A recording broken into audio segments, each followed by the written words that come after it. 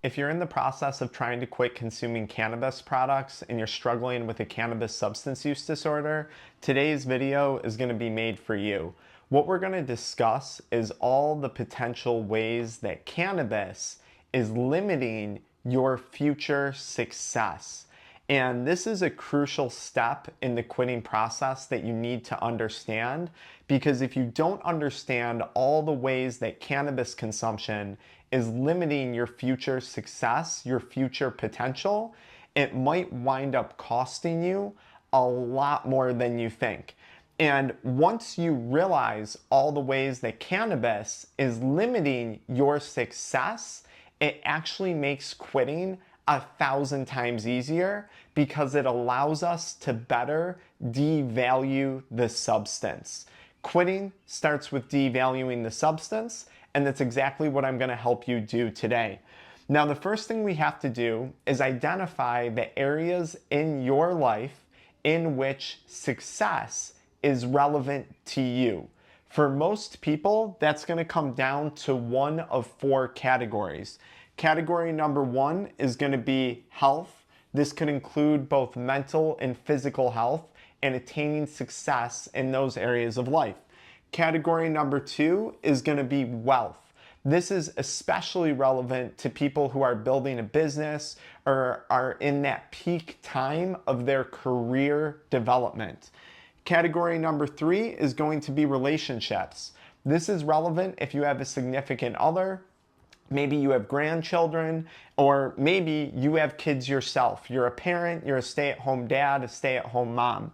Category number four, which I'm not going to go into detail, that I also have seen clients bring up, is their spiritual development, their faith practice. Now, we have to begin by asking the question, what areas of life is developing success relevant to you? Which one or which combination of these areas is relevant? This is going to help you figure out your why when it comes to quitting cannabis. Why do you want to stop consuming weed? In what areas of your life is it limiting your potential to be successful? Is it in your business? Is it in your physical health? Is it in your mental health? Is it in your relationships? Because once we develop a really strong why, it actually gives us that motivation that we need to get through those hard days when we're facing withdrawal symptoms and day-to-day challenges that are going to come up in our parenting, in our business, in our health, all those things. I find after years of coaching hundreds, if not thousands of people on quitting cannabis, a lot of people don't actually fully understand their why. And the why is deeply rooted in the mindset behind why we want to stop. And a lot of people usually wind up only going surface level or very superficial on this. But today we're going to take a deeper dive. Now, one of the other problems that I see if you've been subjected to addiction recovery type stuff before is a blanket approach. I see this a lot with programs like AA, MA, Marijuana Anonymous, NA, Narcotics Anonymous. And what they do is they give people a set of things to go towards. And in many cases, those things might not be relevant to the person. So blanket approaches to figuring out your why, which is a unique thing, often fail people. And this is terrible, because then the person goes to AA, NA, or MA thinking it's going to work because they've read that it's helped for so many other people. The things that they're talking about don't apply to their unique scenario, the things that you actually care about in life, the things that you actually value. And then inherently the program doesn't work for them, and then they feel lost and defeated, and it's just a really, really bad cycle. So once we identify the areas of life in which cannabis is limiting your success, we have to ask specifically how cannabis is limiting that success. And I want to give you three different examples. This could be the parent that has 3 children, and let's say you got 3 little boys at home, like one of my current clients that I'm working with, and let's say each boy is a different version of Tarzan, and the parent is consuming cannabis because they believe it helps them with stress relief. They feel like it gives them a break from parenting all day long. Well, The reality is, for this individual that I'm working with, cannabis is having a significantly negative impact on their mental health. And they're consuming it so frequently throughout the day, they've started to develop a bit of a physical dependence on the drug to a point where they can't be present with their kids if they're not high. They can't be present for family events and vacations if they don't have cannabis with them. And what's actually happening is, because of their declining mental health resulting from cannabis substance use, it's making parenting significantly harder. Because what's happening is they're getting cravings throughout the day. Things come up with the kids where they can't consume. They then start to become super impatient with the children because they weren't able to get that fix, that hit of cannabis. And then they're saying, well, cannabis helps me parent better, when in all reality, all they're doing is consuming the substance, feeling some temporary relief of the cravings, and then feeling like they're becoming a better parent. So what we're doing with that individual is breaking down that perceived benefit of cannabis use by showing it to that person what it's actually doing to them. Now, maybe we have the retiree, and so for this person, success is really strongly related to relationships and being present for their family and their children. Now, maybe we have the retiree, another individual that I'm working with. This person's retired, they built an incredibly successful business for themselves, and now they're just trying to enjoy that next chapter of their life, the chapter that involves grandkids and going on vacations and things like that. This individual is suffering some pretty extreme health consequences from continually consuming cannabis. And those health consequences are preventing them from keeping up with the grandkids, and ultimately preventing them from enjoying this beautiful life that they worked so hard to provide their family with. They want to have success in their retirement. This person wants to have success as a full-time parent, as a full-time mother. Now, we also have the business owner. And this one's tricky because a lot of people will be under the impression, especially high performers in business, that the substances are actually helping them maintain the workload.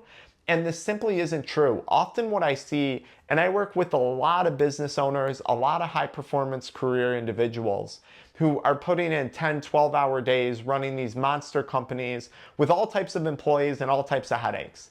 And this individual is telling me, look, cannabis helps me alleviate the stress of running my business, and it's actually allowed me the growth that I've had in my business.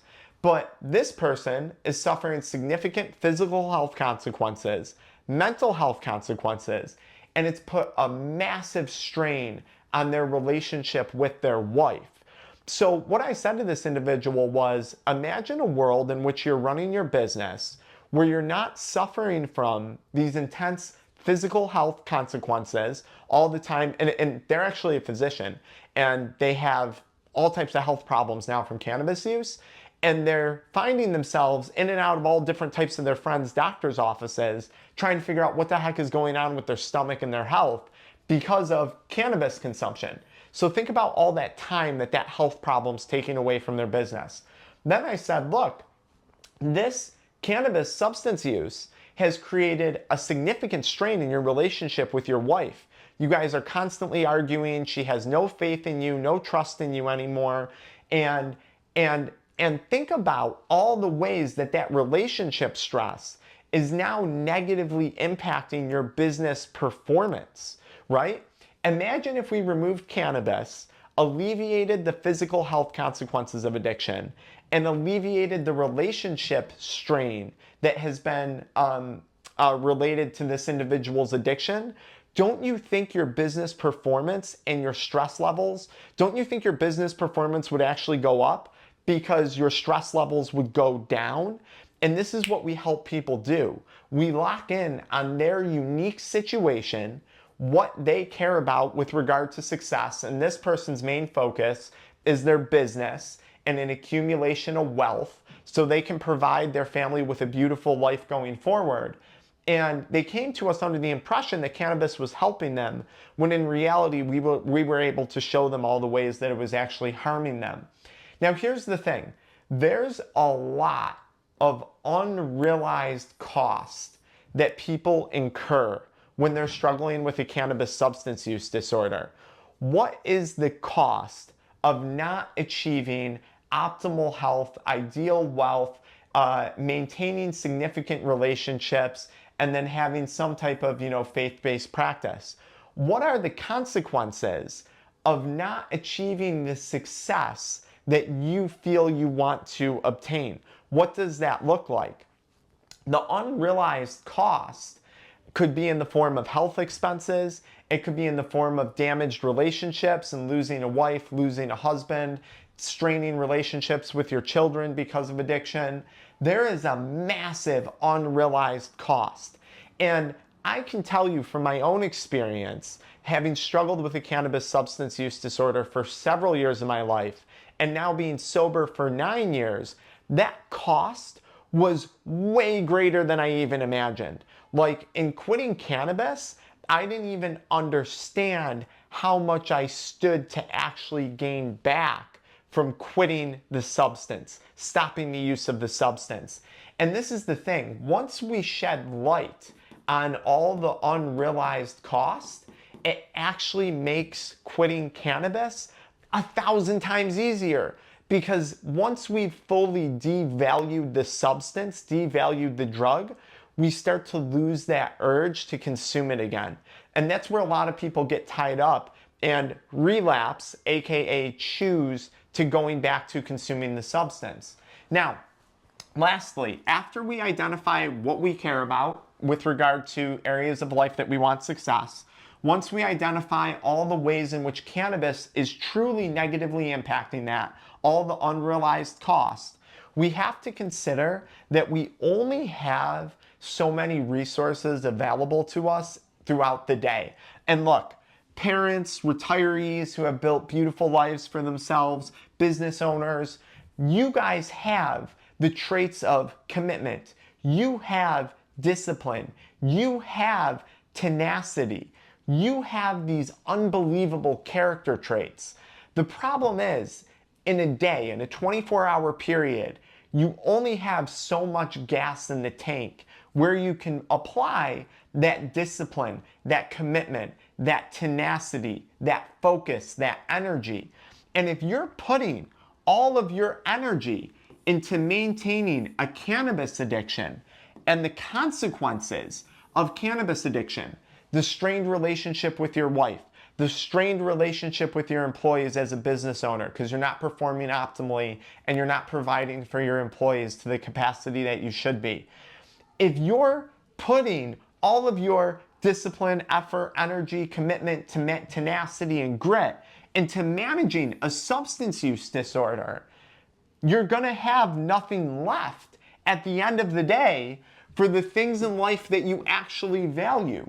Your health, your wealth, your relationships, your spiritual connections, your why, the things in life that actually matter to you. I'll give you a metaphor. Imagine you only had one tank of gas in your car, and you were deciding whether or not you were going to drive to California or New York City. That tank of gas is only going to get you so far before it's depleted. So once we identify the different areas of your life where you're struggling from substance use, we have to determine how you're going to use those valuable character traits to improve your life, to actually pursue the categories of life that matter to you in regard to success. Your willpower, your discipline, your tenacity, your grit can only get you so far in a 24-hour period. And if you're wasting all that gas, no pun intended, right, smoking that gas, on just trying to manage an addiction and the consequences of it, you're going to burn out. And this is how we start to put together a plan for quitting the substance. Here we are, we're getting away from cannabis. We identified different objectives that we're trying to obtain, which is super important to have. If you're a business owner, if you're a parent, right? We need objectives, we need goals, we need things that we can strive towards. Because if we don't effectively identify that, it's impossible to figure out how we're going to apply all these character traits that we're building in sobriety to help make our expectations, the things that we hope to achieve in sobriety, become a reality. And this system of building success and identifying your why and figuring out how you're going to positively use these character traits and the discovery of the unrealized cost is something that I deeply struggled with and that I have seen hundreds, if not thousands of clients struggle to do. And even worse, they wind up in some of these other programs that don't have an emphasis on any of this stuff. They become disinterested or the program fails them, and then they feel even more defeated. They feel even less confident. And then those feelings of defeat and lack of confidence spill over into their health, wealth, relationships, and spiritual aspects of their life, if that's something that they value. So if you need help with this, if you need a blueprint, if you need accountability, I work with people one-on-one. I give you my direct time and my direct communication to work with you to help you put this together regarding your unique situation. I put a link for that program. There's a video that tells you a little bit more about the type of clients I work with and my own personal struggle with substance use as a business owner, as a parent. And you can watch that video with the link in the video description. And if it looks like the one-on-one addiction exit protocol is a good fit for you, I want you to go through, fill out the application, and then we'll get in touch with you. I hope this helped you out. If you don't want to go to that link, just follow me right into the next video where I talk about 4 effective ways to manage cannabis withdrawal symptoms. Until next time.